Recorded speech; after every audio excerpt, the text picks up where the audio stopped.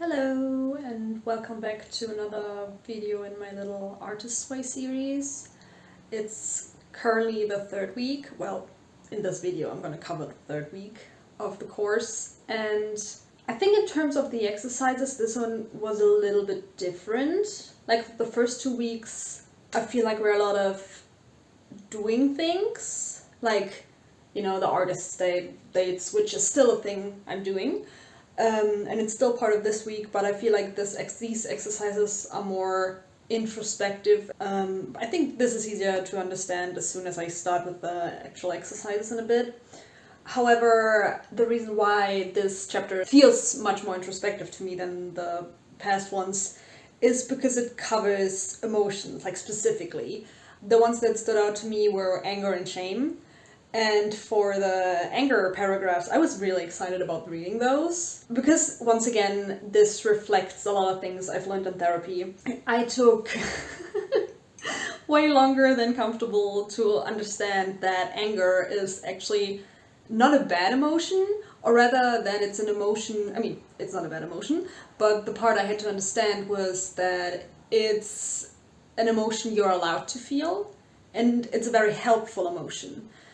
I mean, obviously there are unproductive / toxic and destructive ways to deal with anger, but the emotion itself is, and the book says that as well, is a great energy source. So basically, anger is an indicator that something is not going right, be it you're being mistreated or you're not living the life you want, that kind of thing, mostly.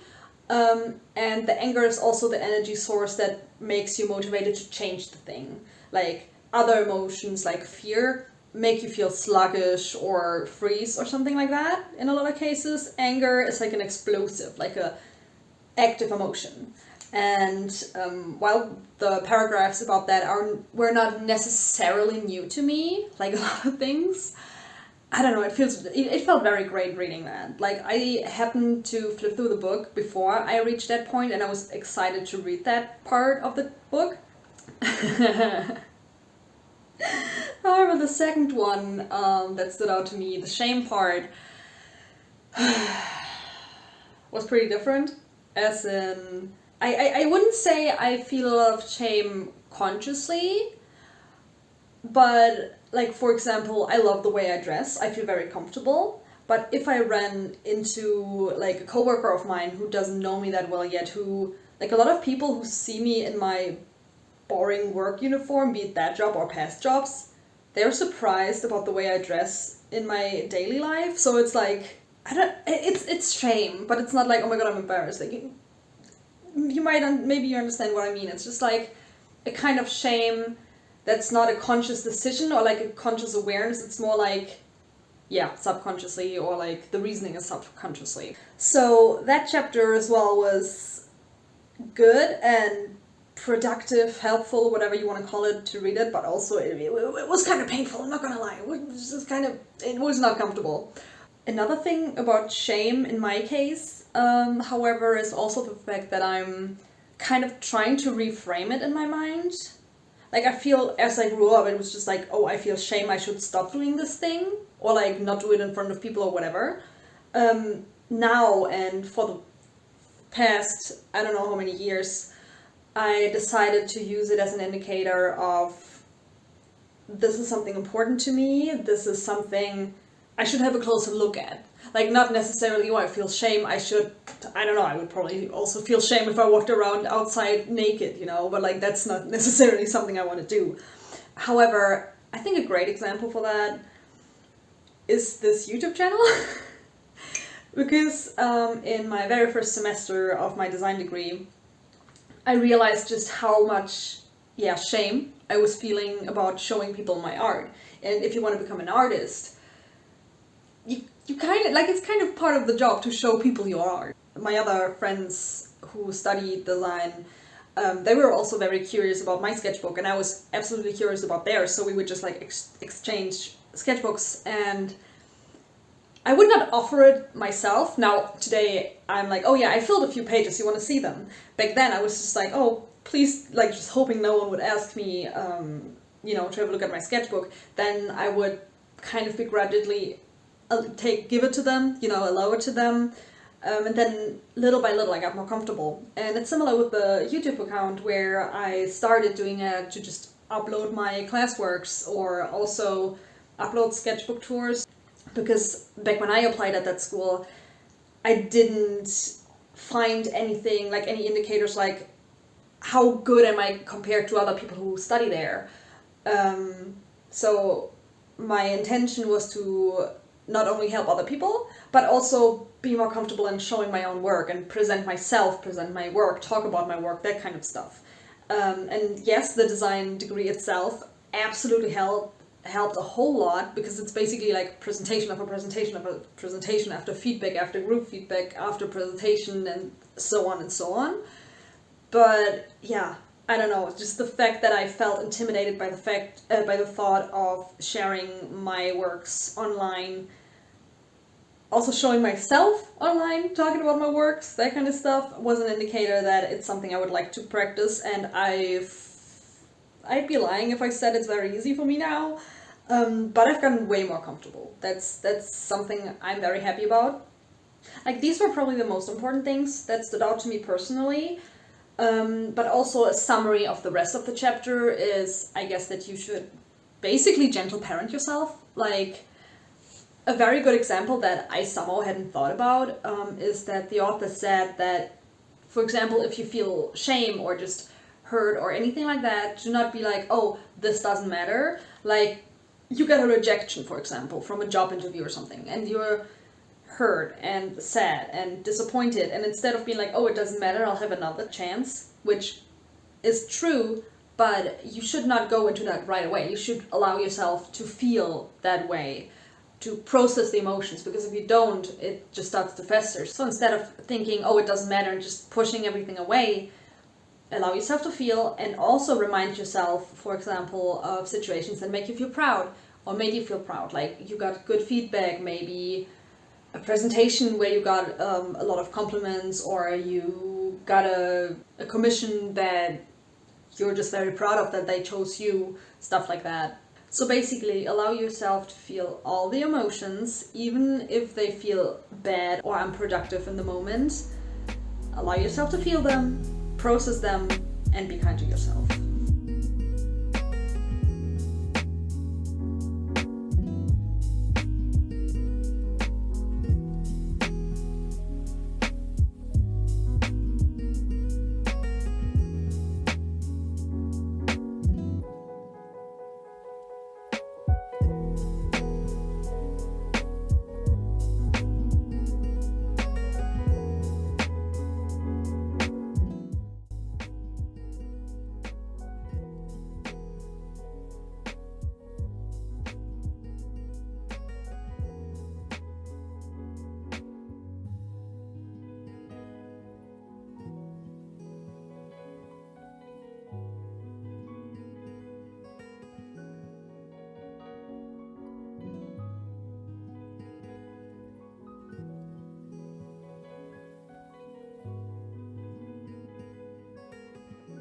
The 3 first exercises were all about your childhood. The first one was about your room, the second one about your personality, and the third one about your achievements. At the very end, you're also supposed to get one of your favorite childhood snacks. I did all of these and even started this illustration based on the various childhood rooms I had, but for now I'll just leave this as a sketch. I really didn't want to think too much about my childhood, to be honest, because it wasn't exactly the happiest a lot of times, but I do see the value in this part of the book. The biggest thing for me was that I once again realized that therapy really helped me to get back to the person I was as a child when I was spending time with my friends. That's actually something that made me very, very happy to think back to, and remembering the stupid things we did back then and how adventurous and headstrong I was a very interesting thing to realize, I guess. Like, this child had a lot to deal with, but also didn't let go of her real personality just because dangerous adults told her to. Another thing I like to remember are my safe spaces. I moved a lot as a child and didn't always have my own room, but even just my beds were my personal safe spaces, and I made them as cozy as possible. The room in this illustration is a combination of all those spaces. And the main reference is the one I had lived in when I was roughly 10 to 11 years old, and I loved my bed area here especially. It was hidden behind my closet with a cozy lamp and many books I had stacked all around. My beds have always been littered with plushies, and these particular ones have been with me since forever. The teddy bear I'm holding in my arms here is actually just as old as I am, and so is the fat Pikachu sitting on the left. But it's actually still in pretty, almost new condition, and do not ask me how I managed that. I guess I never cuddled much with it, but still.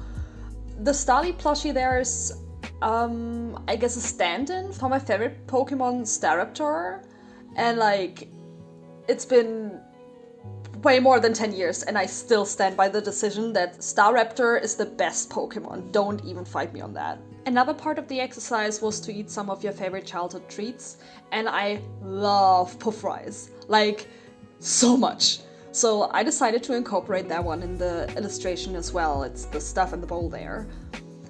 Overall, there are some pretty painful experiences in this exercise, but they also brought back happy memories as well, and I'm looking forward to snacking on the puff rice soon.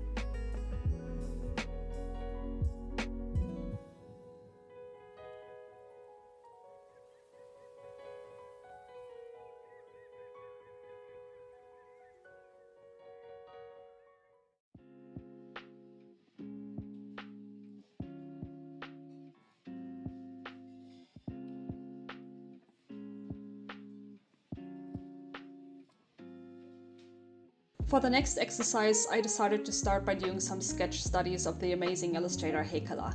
The book I'm using as a reference belongs to a friend of mine, and I'm so grateful she let me borrow it. It's just so beautiful and inspiring. And I absolutely love Heikala's way of sketching and her confident lines straight with ink. It's a skill I want to acquire myself, so analyzing her works to get better was a natural step towards that goal. But actually, there's another reason for doing those studies that's more relevant to the artist's way as well. Because in this exercise, you're supposed to list 5 of your flaws and how they serve you. And the very first flaw I listed was not taking the time to practice my art. I love drawing, and quote-unquote brainless doodles are insanely relaxing to me, but at the same time I never do them. Or just purposely sit down to study instead of thinking about how I have to produce something interesting at the same time, be it for my portfolio or social media. And while I'm well aware that studying and practicing are very important and help with the actual portfolio pieces, I still just forget that I can do that. Or rather, I always just find something that's quote-unquote more important to do, and I kind of hate that. However, the how does it serve you part of the exercise also already gave me a direction to work in to get rid of this habit. Because I think my subconsciousness doesn't want me to practice my weaknesses, because then I'll have to actually look at those. And that will then in turn hurt my self-esteem, because I realize just how bad I am at those things specifically. This might actually be a smart coping mechanism in the short term, but for sure not in the long term, and I also just can't get better this way. So for me, that means I'll have to be gentler with myself. Still look at what I'm bad at, but also keep reminding myself of what I'm good at and celebrate every little achievement, so that looking at my weaknesses will be less about how bad I am and more about the steps I can take to change that and just be more proud of my developments. This is how I looked at every single one of those habits on my list, and if I'm being honest, they all just boil down to me having to be kinder to myself.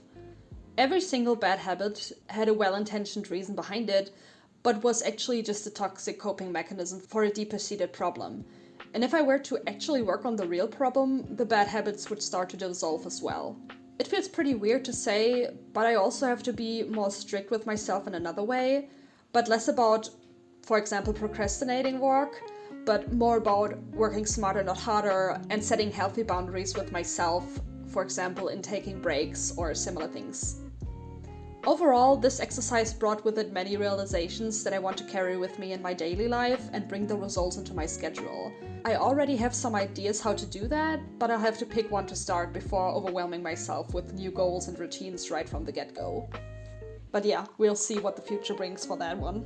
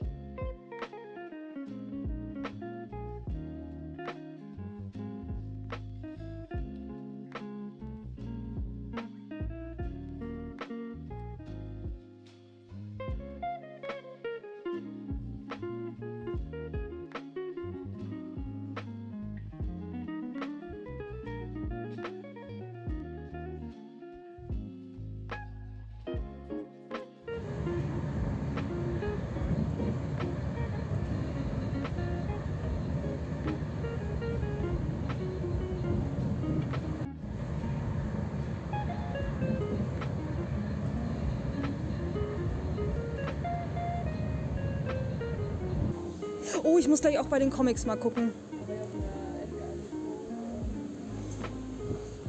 Kurzgeschichtensammlung? Ja. Mhm. Von dem habe ich bisher nur The Telltale das Herz. Tja. Wollten Sie etwa erst den Mangas? Hi, squish. Nice. Ja, was tue ich? Gute Frage. Soll ich es lassen? Das Ding ist der gewesen, Ja. ist auch größer als der erste. Ah. Viel. Das kann ich noch verkraften.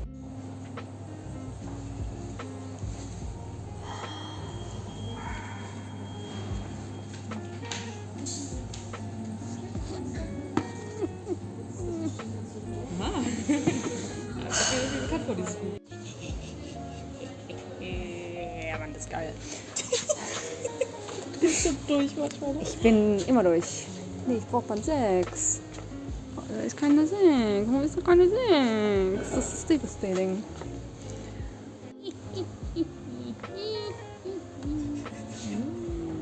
Wie ich alle Beine. So.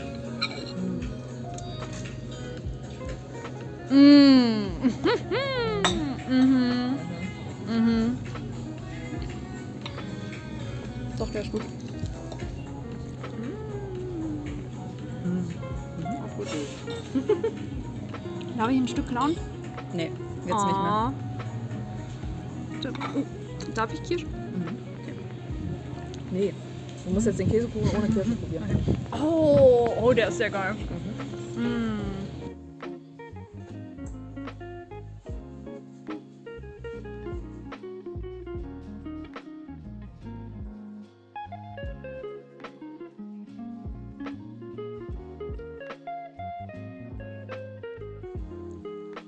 I combined today's exercise of spending time with a friend with another one that focuses on relaxation and listening to your intuition.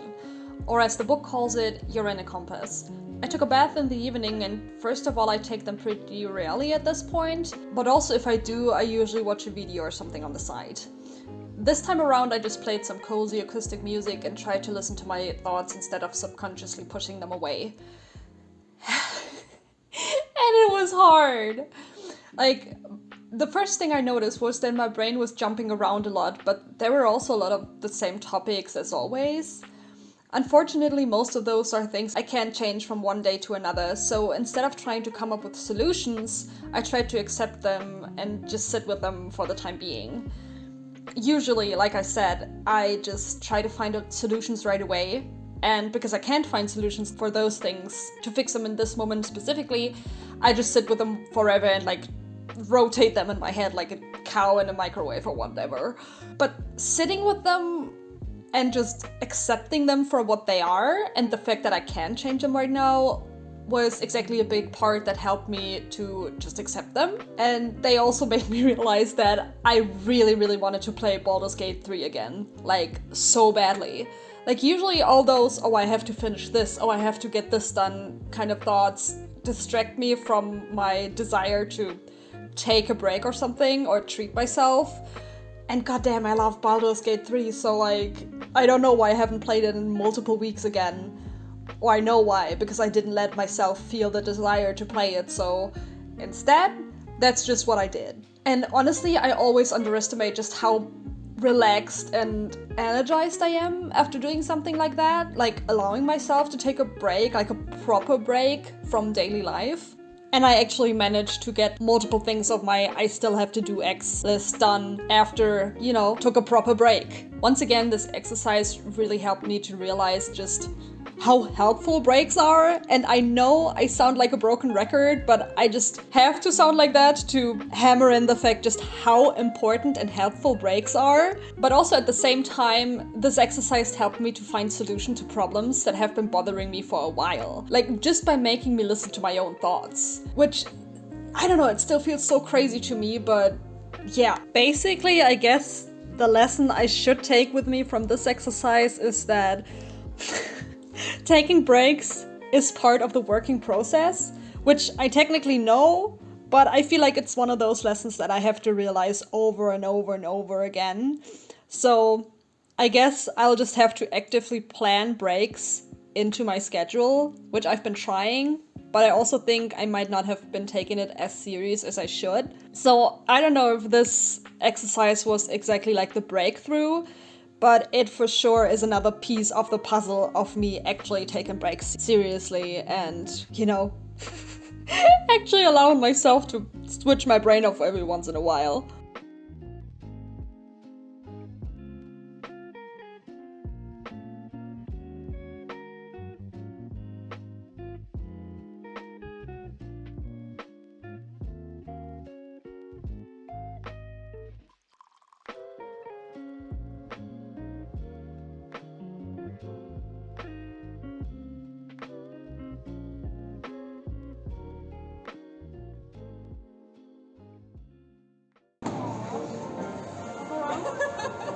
Okay. I need a perfect one. I need it. Or I am on. I was fine. No, it's fine.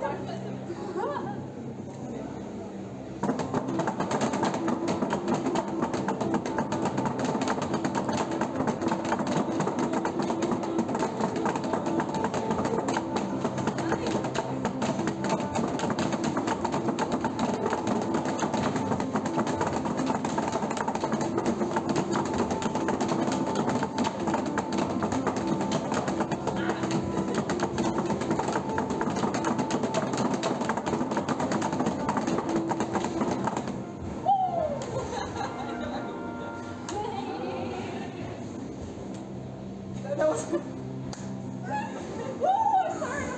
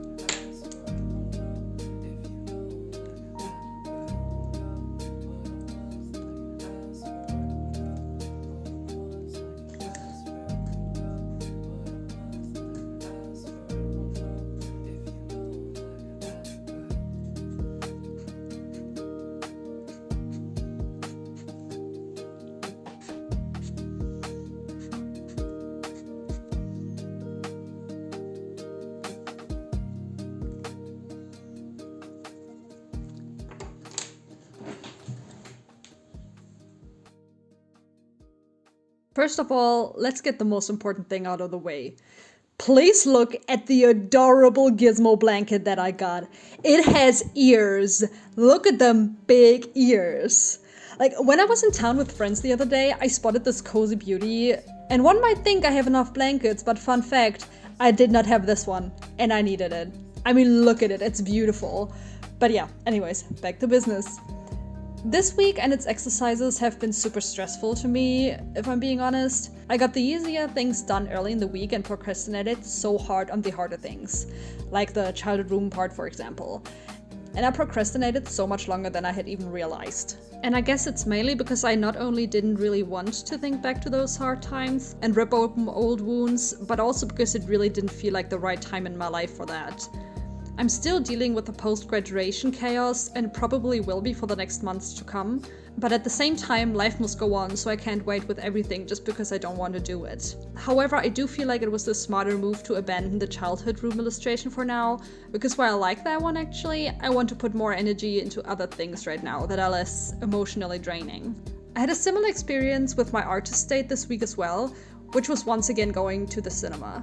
It wasn't as emotionally draining as the childhood exercises, but afterwards I realized that it probably would have been healthier for me to spend the evening at home and maybe take another relaxing bath. Basically, instead of getting even more input, even if it's positive input, I should have given myself and my brain the space to process the things that are actually going on in my mind right now. This week wasn't all stress though. Earlier I had mentioned that I got a lot of energy and reassurance from my friends and that I spent quite a lot of time with them this week. It's still also part of the even positive stress is still stress lesson I learned. However, actually switching my brain off while having fun with my friends was one of the smarter things I did this week. Especially since I got my gizmo blanket out of it. But yeah, no, honestly, it was a smart move to spend time with my friends. But for now, I'm simply looking forward to next week, especially since I saw some notes from the upcoming chapter while flipping through the book, but that's a topic for the next video.